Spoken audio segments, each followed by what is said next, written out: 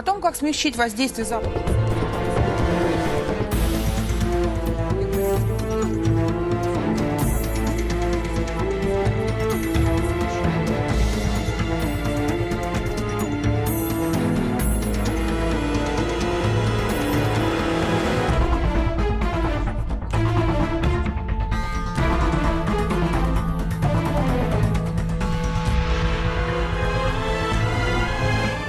В рамках союзного государства, а на совещании в правительстве обсуждали, как сохранить доступность.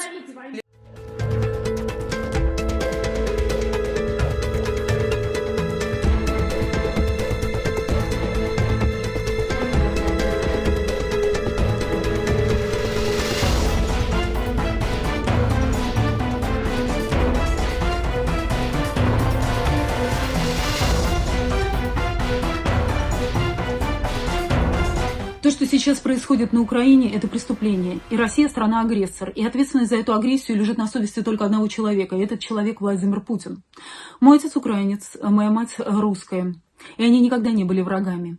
К сожалению, последние годы я работала на Первом канале, занимаясь кремлевской пропагандой. И мне сейчас очень стыдно за это. Стыдно за то, что позволяла говорить ложь с экрана телевизора. Стыдно за то, что позволяла зомбировать русских людей.